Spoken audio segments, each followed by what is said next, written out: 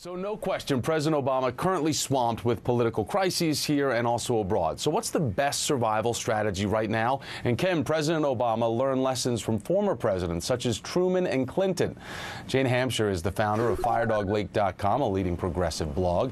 And Michelle Barnard is an MSNBC political analyst. Ladies, good to have you with us. I want to get straight to this. Dan Balz wrote in the Washington Post this weekend, should he hold firm, push a liberal agenda, and provoke fights with the Republicans as Truman did?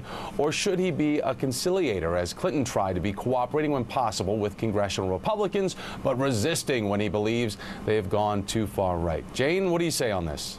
Well, I don't care so much about the style that he uses as the substance. I want him to be successful. And I certainly hope he doesn't pursue Bill Clinton's tactic of trying to be conciliatory towards the banks and towards the Chamber of Commerce in the way that he did with NAFTA. As a result, we lost 5.5 million jobs and 45,000 factories closed in the United States. And I don't think that's good for anybody. Michelle, what do you say? Which model does he go with?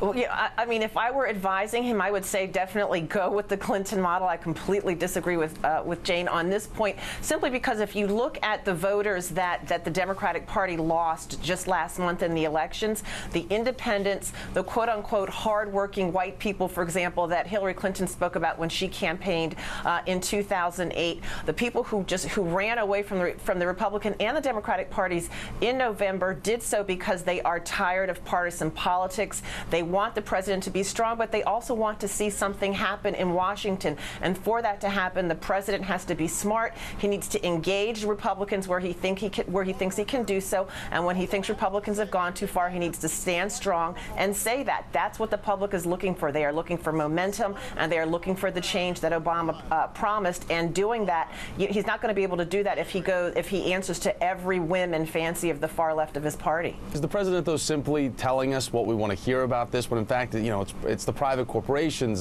small businesses that need to come on and hire, and the banks are the ones that need to loosen up the credit here? What can he actually do?